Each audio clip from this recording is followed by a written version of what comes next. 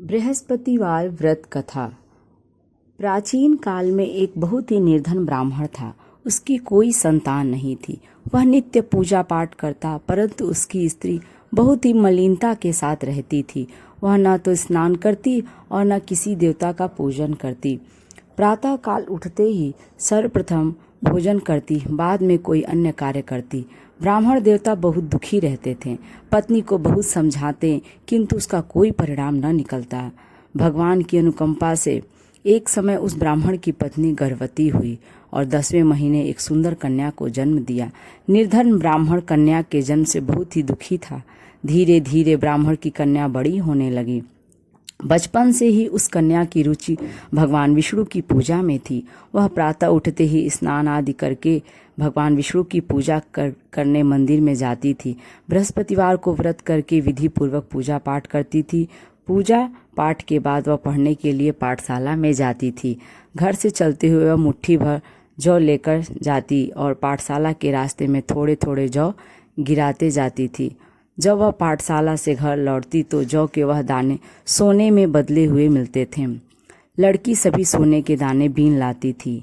एक दिन जब वह सोने के दानों को साफ कर रही थी तो उसकी माँ ने कहा, बेटी, सोने के दाने साफ करने के लिए सोने का सूप भी होना चाहिए। अगले दिन बृहस्पतिवार था। उसने भगवान बृहस्पति देव की पूजा करते हुए प्रार्थना की कि हे भगवान, यदि मैंने आपका व्रत विधि पूर्वक किया हो तो मुझे सोने का सूप दे दो। भगवान बृहस्पति देव ने उसकी मनोकामना पूरी करने का वचन दिया। पाठशाला से लौटते समय उसे रास्ते में सोने का सूप पड़ा हुआ मिला। वह घर लौटकर सोने का सूप अपनी माँ को दिखाकर वह सोने के दाने साफ करने लगी। उसी समय नगर का राजकुमार उसके घर के पास से गुजरा। उस सुंदर लड़की को सोने के सूप में जौ साफ करते देख राजकुमार उस पर मोहित हो गया। महल में लौटकर राजकुमार ने राजा से उस लड़की से विवाह करने की इच्छा प्रकट की तो राजा ने ब्राह्मण को महल में बुलाकर राजकुमार से उसकी लड़की के विवाह की बात कही। ब्राह्मण तैयार हो गया। धूमधाम से उस लड़की का विवाह राजकुमार से हो गया। दुल्हन बनकर ब्राह्मण की लड़की महल में चली गई। लड़की के चले जाने से ब्राह्मण फिर से निर्धन हो गया। उसे कई कई दिन भोजन भी नहीं मिलता था। बहुत दुखी होकर ब्राह्मण एक दिन अपने लड़की के पास गया। अपने पिता से निर्धनता का समाचार सुनकर उसे बहुत सा धन देकर पिता को विदा किया। उस दिन से ब्राह्मण के कुछ दिन तो आराम से गुजर गए, लेकिन जल्दी ही फिर भूखों मरने की हालत हो गई। ब्राह्मण अपनी लड़की से धन लेने के लिए फिर महल में पहुंचा। लड़की ने पिता की बुरी हालत देखकर कहा, पिताजी, आखिर आप कब तक मुझसे धन लेकर जीवन यापन करेंगे? आप कोई ऐसा उपाय क्यों नहीं करते जिससे आपका घर धन संपत्ति से भर जाए? ब्राह्मण ने कहा, मैंने तेरी माँ को बहुत समझा लिया, पर उसकी समझ में कुछ नहीं आता। उसका फुहड़कपन नष्ट हो तो घर की निर्धनता भी दूर हो जाए। तब कुछ सोच कर लड़की ने पिता से कहा, पिताजी, आप कुछ दिनों के लिए माँ को मेरे पास छोड़ जाओ।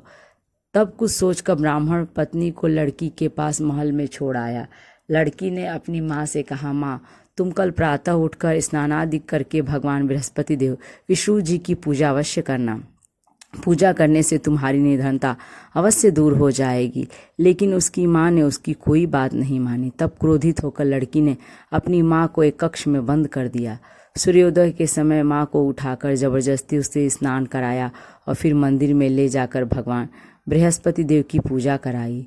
कुछ दिनों तक ऐसा करने से माँ की बुद्धि में परिवर्तन हुआ और वह स्वयं बृहस्पतिवार का व्रत रखने लगी। उसके व्रत रखने से ब्राह्मण के घर में भगवान विष्णु की अनुकंपा से धन की वर्षा होने लगी। दोनों पति पत्नी धन संपत्ति पाकर आनंद पूर्वक जीवन यापन करते हुए विष्णु धाम को चले गए। लकड़हारा बने राजा ने उस साधु से भगवान बृहस्पति देव की यह कथा सुनकर बृहस्पतिवार का व्रत करके भगवान विष्णु की पूजा की।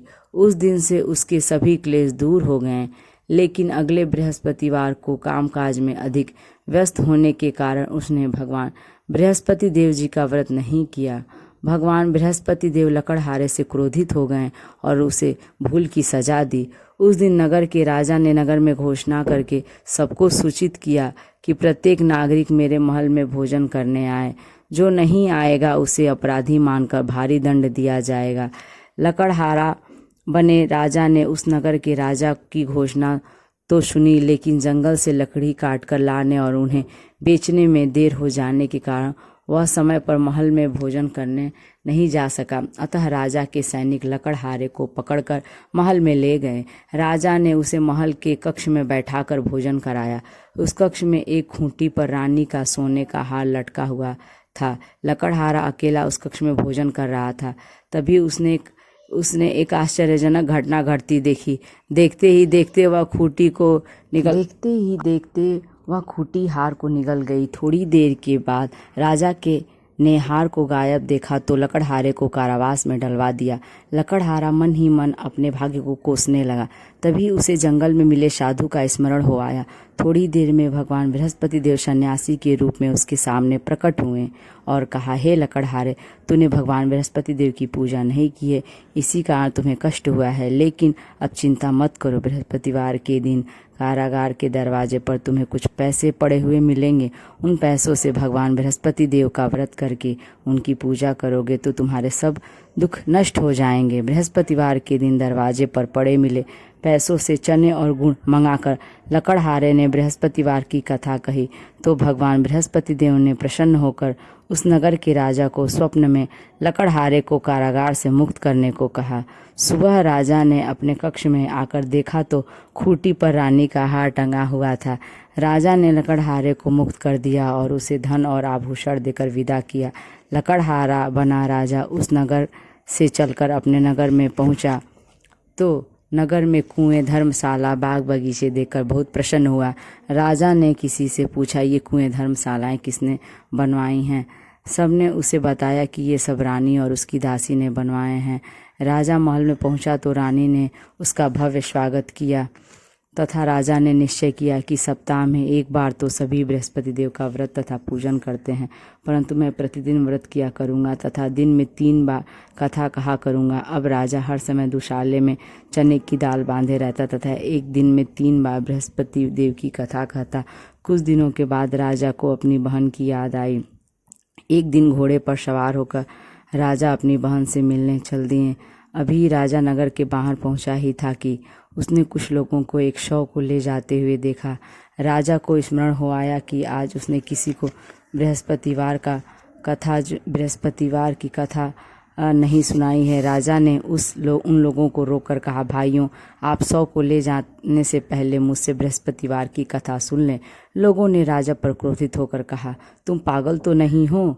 लेकिन कुछ बड़े बूढ़े लोगों ने कहा, अच्छा भाई, साथ में चलते चलते तुम अपनी कथा भी सुना लो। राजा के चलते हुए आधी कथा अभी राजा ने सुनाई थी कि शव हिलने लगा। राजा के पूरी कथा सुनाते ही शव उठकर बैठ गया। लोगों ने हैरानी से दांतों तले उंगली दबाई और अगले बृहस्पतिवार से भगवान बृहस्पति देव का व्रत करने व कथा सुनने का निश्चय कर लिया। अब घोड़े पर सवार राजा चलते हुए एक किसान के पास पहुंचा। किसान अपने खेत में हल चला रहा था। राजा ने कहा, अरे भाई, मुझसे बृहस्पतिवार की कथा सुन लो। किसान झुंझलाकर बोला, अरे भाई, देख नहीं रहे, जितनी देर तक तुम्हारी कथा सुनूंगा उतना देर में तो मैं पूरे खेत में हल चला लूँगा। राजा निराश होकर चलने लगा। तभी किसान के बैल लड़खड़ाकर जमीन पर जा गिरे। किसान के पेट में भी जोरों से दर्द होने लगा। उस किसान की पत्नी जब खाना लेकर आई तो उसने किसान से इस बारे में पूछा। किसान ने घुड़सवार की पूरी कहानी सुनाई। किसान की पत्नी दौड़ती हुई राजा के पास पहुंचकर हाथ जोड़कर बोली, भैया, मैं तुम्हारी कथा सुनने को तैयार हूँ। राजा ने उसके साथ खेत पर पहुंचकर बृहस्पतिवार की कथा सुनाई। तभी बैल उठकर खड़े हो गए। किसान के पेट का दर्द भी तुरंत ठीक हो गया। राजा अपनी बहन के घर पहुंचा तो उसकी बहुत आवभगत हुई। अगले दिन सुबह उठकर राजा ने देखा घर के सभी लोग भोजन कर रहे थे। किसी भूखे को बृहस्पतिवार की कथा सुनाए बिना राजा भोजन नहीं करता था। उसने बहन से कहा, बहन, क्या घर में कोई ऐसा व्यक्ति है जिसने अभी तक भोजन नहीं किया हो? उसकी बहन बोली, भैया, हमारे घर में तो क्या आपको पूरे नगर में कोई ऐसा व्यक्ति नहीं मिलेगा जिसने सुबह सुबह भोजन नहीं किया हो। तब राजा ने बहन बहन के घर से निकलकर उस नगर में बिना भोजन किए व्यक्ति की तलाश की। एक गरड़िए के घर में उसका बेटा बीमार होने के कारण भूखा रह गया था। राजा ने उसको जाकर बृहस्पतिवार की कथा सुनाई। कथा सुनते सुनते गरड़िए का बीमार बेटा बिल्कुल ठीक हो गया। सबने राजा की बहुत प्रशंसा की। एक दिन राजा ने अपनी बहन से कहा, बहन, अब हम अपने घर जाना चाहते हैं, तुम भी हमारे साथ चलो, कुछ दिन वहाँ रहकर लौट आना। राजा की बहन ने अपनी सास से पूछा तो सास ने ताने देते हुए कहा, बहू, मायके जाना हो तो अकेली जाना, मेरे पोतों को नहीं ले जाना।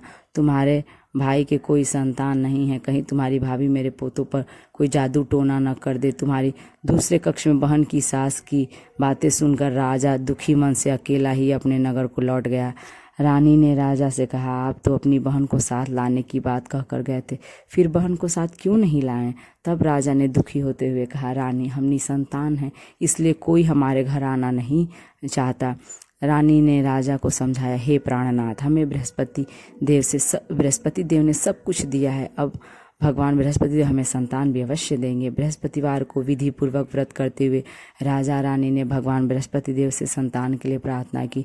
कुछ दिनों के बाद उन्होंने स्वप्न में दर्शन देते हुए कहा कि हे राजन, तेरी मनोकामना अवश्य पूरी होगी। एक सप्ताह के बाद ही रानी गर्भवती हो गई। 10वें महीने रानी ने एक सुंदर पुत्र को जन्म दिया। राजा रानी जीवन पर्यंत बृहस्पतिवार का व्रत करते रहे। उनके घर में धन की वर्षा होती रही। इस तरह आनंद पूर्वक जीवन यापन करते हुए राजा रानी भगवान बृहस्पति देव की अनुकंपा से मोक्ष को प्राप्त करके सीधे वैकुंठ धाम पहुंच गए। बृहस्पतिवार को विधिवत व्रत करके जो स्त्री पुरुष भगवान विष्णु की पूजा करते हैं, भगवान उनकी सभी मनोकामनाएं पूर्ण करते हैं। यदि वीडियो अच्छी लगे तो लाइक करें और यदि मेरे चैनल पर नए हैं तो इसे सब्सक्राइब करें।